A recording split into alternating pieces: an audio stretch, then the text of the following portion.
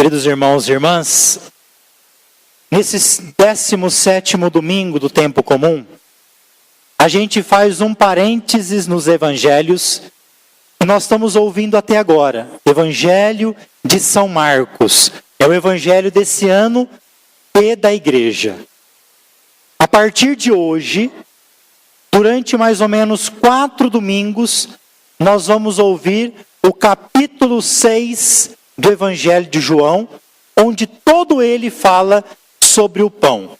Hoje é a multiplicação dos pães, depois Jesus vai dizer que é o pão da vida e assim por diante. Primeira leitura de hoje. Que bom seria que todos nós pudéssemos deixar descendência na fé. Que bom seria que alguém olhasse para o seu filho e a sua filha amanhã e falasse assim: nossa, aquele menino, aquela menina é uma pessoa de fé, como o pai dela, como a mãe dela. É uma pessoa de valor, honesta, como aquele pai, como aquela mãe. A primeira leitura, nós temos a descendência na fé do profeta Elias. O profeta Elias foi um grande profeta da Bíblia. E ele deixou um discípulo chamado Eliseu. Eliseu agora é o profeta, uma vez que Elias foi arrebatado numa carruagem de fogo.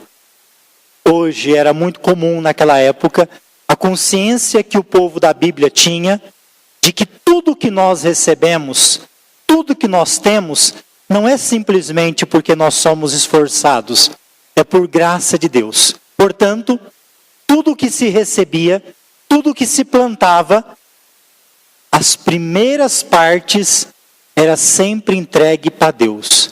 Ou seja, as primícias era para Deus.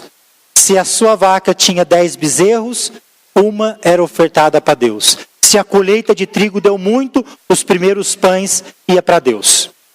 Eu não sei aqui em Brasília, mas algumas cidades do interior, não faz muito tempo, uma família que tinha muitos filhos, principalmente se morava na roça, era muito comum um daqueles filhos ir para o seminário para ser padre.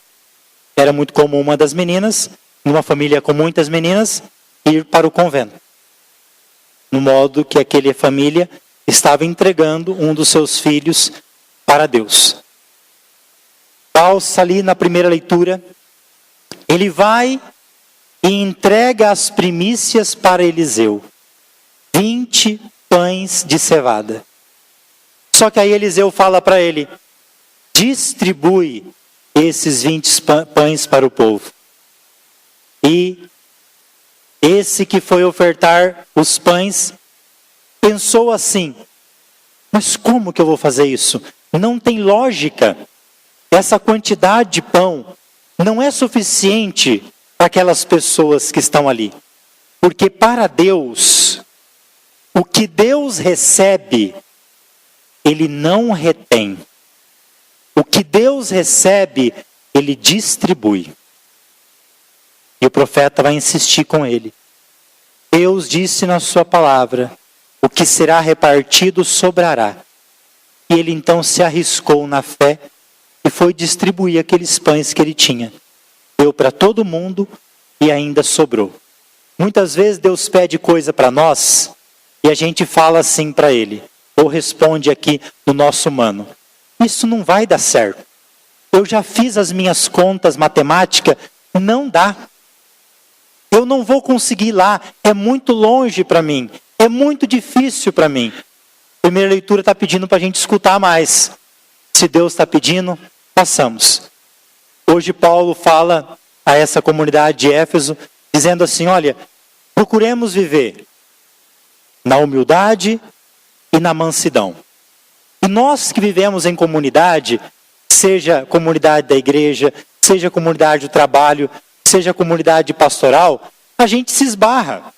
E ele vai falar assim na segunda leitura: suportai-vos uns aos outros, porque nós somos diferentes. Tem gente que é mais difícil, demora um pouquinho mais para pegar as coisas. Tem gente que para se converter demora um pouquinho mais. Tem gente que é um pouco mais chato, outro é mais alegre. E aí ele está falando assim, suportai-vos uns aos outros, porque muitas vezes os outros também terão que nos suportar. A gente acha que é só a gente que tem que suportar os outros. E fazer isso de uma forma tranquila. Fazer isso com mansidão, com humildade, com respeito, vivendo a vocação que nos foi confiada, como nos fala Paulo. O evangelho de hoje de João, estamos iniciando o capítulo 6. É um evangelho muito profundo. Vamos tentar pegar algumas coisas para a gente entender por que ele escreve assim. A comunidade joanina é uma comunidade madura na fé. Portanto, João, ele é o último evangelho, já escrito próximo do ano 100, na Ásia Menor, com muita perseguição. É uma comunidade que tem uma linguagem simbólica. Essa comunidade, ela consegue ler através das coisas. Então vamos ter claro, mesmo que eu use a palavra aqui, milagre, para falar do evangelho de João, a gente lembra que João nunca usa o termo milagre. Milagre a gente encontra nos evangelhos sinóticos, em Marcos, Mateus e Lucas. João, ele usa outro nome. Ele fala de sinais. O milagre para ele se chama sinal. Então, cada momento do evangelho de João é um sinal. Qual é o primeiro sinal do evangelho de João? As bodas de Caná. E assim, hoje nós estamos no quarto sinal do evangelho de João. Eu gostaria que você entendesse que Jesus aqui, ele não é como nós vemos hoje. O povo ainda não conhece Jesus como nós conhecemos. Eles estão começando a conhecer. Ele está fazendo milagres. Estão começando a entender quem é. Quem que eles conhecem? Moisés. Você já ouviu falar de Moisés, sim ou não? Sim? Então vai ficar mais fácil. Se a gente falasse mal de Moisés ali, naquela época, estaríamos perdidos. Moisés é o grande profeta. Para ele, Deus entregou os 10 mandamentos. João, quando ele escreve, ele vai mostrar que Jesus é infinitamente superior a Moisés. Moisés levou o povo a atravessar o Mar Vermelho a pé enxuto. Evangelho de hoje. Jesus atravessa, passa para o outro lado do Mar da Galileia, chamado Tiberíades. Essa travessia quer dizer que é infinitamente maior do que a travessia do Mar Vermelho, porque é Jesus que atravessa. É uma travessia para a vida, para a liberdade, para a partilha. Moisés subiu no Monte Sinai e lá Deus entregou para ele o Decálogo, os 10 mandamentos.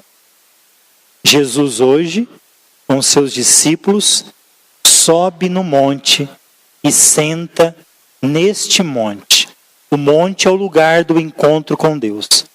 E aí então, domingo passado nós ouvimos assim: Jesus ergueu os olhos e viu uma grande multidão e sentiu compaixão. E eu falei para vocês domingo passado que parece muito óbvio erguer os olhos e ver. E ele faz de novo isso. Ao ver aquela multidão, Jesus vai ter uma reação. Livro de Números, capítulo 11, versículo 13. Moisés está um pouquinho desesperado. Ele vai falar com Deus: Senhor, onde eu vou arrumar carne para alimentar toda essa gente aqui do deserto? Evangelho de hoje, Filipe. Onde nós vamos comprar pão para alimentar toda essa gente? Troque o seu nome agora por Filipe. Nós somos Filipe agora. Filipe. Ô Filipe. Olha quanta gente tem aqui. Tem gente que veio de longe. Tem gente que trouxe as crianças. Tem gente que talvez vai passar a noite aqui. Estou ficando preocupado. onde nós vamos conseguir pão, Filipe, para alimentar toda essa gente? E aí Filipe vem com a clássica resposta. Resposta lógica, resposta dentro de um quadrado econômico. Olha, é impossível, nem 200 moedas de prata seriam capazes para alimentar toda essa gente. Filipe é o nosso lado que pensa que somente depois que a gente acumular uma grande quantia, nós teremos condições de repartir. E Deus não pensa assim. Filipe pensa que primeiro tem que acumular para depois poder ceder. Filipe pensa numa lógica até mesmo, não tendo esse termo no Evangelho, uma lógica capitalista, uma lógica de mercado. É assim que ele pensa e aí ele tem dificuldade de avançar no milagre. Ele tem dificuldade de se entregar naquilo que Deus quer realizar. Lá, no livro de Números, é Moisés que pede para Deus. Aqui, é Deus, é Jesus, que pede para Filipe. E Filipe é incapaz de fazer o milagre, porque milagre, quem faz é só Deus. E nós precisamos pedir para Deus fazer o milagre que nós precisamos. Você já teve alguma situação onde você passou por um problema difícil ou precisou resolver alguma coisa e aí chegou uma pessoa, em vez de te ajudar, só veio com uma opinião negativa? Você já passou por isso, sim ou não? É terrível, não é? Se você quer saber quando uma pessoa é de Deus, é da igreja, de verdade, diante de um problema, mesmo ela sabendo que tem os erros, que tem os pecados, ela vai vir tentando trazer uma solução, mesmo que não seja perfeita. O Evangelho agora vai tomar um outro rumo. Vai aparecer o André, irmão do Simão Pedro. Ele não é perfeito. Ele tem muito de Filipe nele também. André, em grego, Andrés, significa humano. É o humano que vai entrar no Evangelho agora. Mesmo sabendo que não dá, ele vem e fala assim: olha, tem um menino aqui. E ele tem 5 pães e 2 peixes. Ele fala já assim: olha, ele só tem 5 pães e 2 peixes. Não vai dar para nada com essa multidão que está aqui. Quanto que é 5 mais 2? O que significa 7 na Bíblia? Perfeição. 5 é o Pentateuco, os 5 primeiros livros do Antigo Testamento. Gênesis, Êxodo, Levítico, Números. 2 representa os profetas e a sabedoria dos Salmos. É nesse 7 que nós temos aqui, nesse pouco, que Jesus vai fazer o que precisa. E Jesus fala assim para os discípulos: pede para essa multidão se sentar. Olha que estranho, né? O Evangelho já começou, já faz um tempinho. O povo então estava todo de pé. Porque só se senta quem é livre. Sentar-se aqui é uma condição de liberdade. O escravo não pode sentar.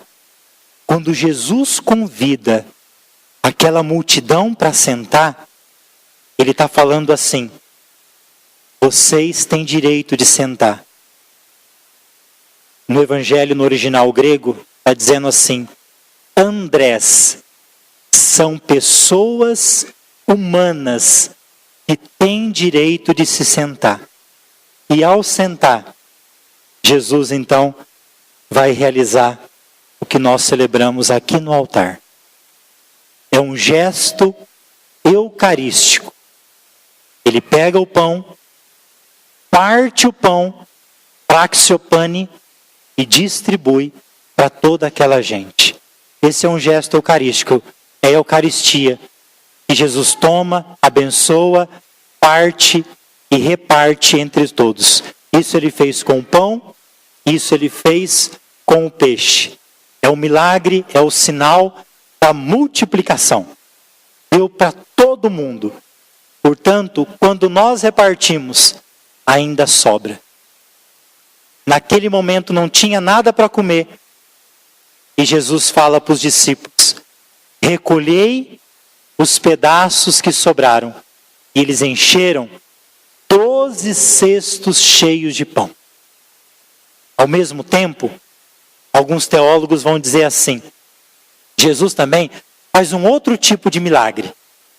O milagre da conscientização. Se a gente aqui estivesse precisando de um dinheiro para comprar alguma coisa, e a gente, quem poderia dar? Que seria para todo mundo aqui, ao benefício de todos, ninguém conseguiria levantar a mão, porque ia pensar assim: o que eu tenho aqui não dá para todo mundo, é pouco. E quando cada um dá o pouco que tem, sobra.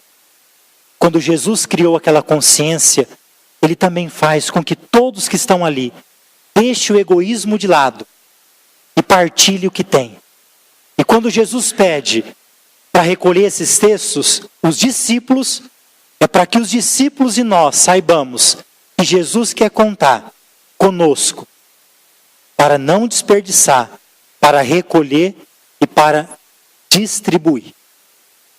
Felizmente, nós padres católicos, nós falamos muito pouco de dízimo, porque nós não aprendemos isso na teologia, nós aprendemos sobre a palavra. Mas sem a partilha, é dessa forma que mantém-se uma comunidade. É o dízimo que nós sustentamos os padres para poder ter 4 padres, que nós pagamos um plano de saúde para um padre velhinho. Os padres dessa paróquia não têm plano de saúde. É com o dízimo que nós alimentamos o número de funcionários que nós temos. É com o dízimo uma porcentagem vai para a cúria, para toda a administração, contas de funcionário, de advocatícia, tudo que tem uma contabilidade. Ajudamos a Missão Roraima. O que é enviado para a congregação ajuda a formar os seminaristas. Então estamos formando seminaristas também. Então, o dízimo tem uma dimensão eclesiológica muito grande. É tudo que está no altar: toalha, vela, vinho, hóstia. E isso acontece porque há uma partilha na comunidade. De repente, depois do milagre, o que o povo quis fazer? Quis aclamar Jesus como rei. Ele é um grande profeta. Você lembra que os discípulos de Emaús, quando foi falar quem era Jesus, eles disseram assim: ah, aquele Jesus, um grande profeta. Jesus é muito mais que isso. Eles estavam querendo idolatrar Jesus. Vamos voltar? O nosso Moisés. Moisés, quando deu uma saidinha, o povo fez um bezerro de ouro e começou a adorar aquele bezerro. Moisés pegou e subiu de novo no monte para falar com Deus. Quando Jesus percebeu hoje que começou-se uma idolatria, ele foi embora. Ele se retirou sozinho e foi de novo para o monte, para rezar, para discernir. Que Deus nos ajude também a reconhecê-lo no partir do pão. Louvado seja nosso Senhor Jesus Cristo.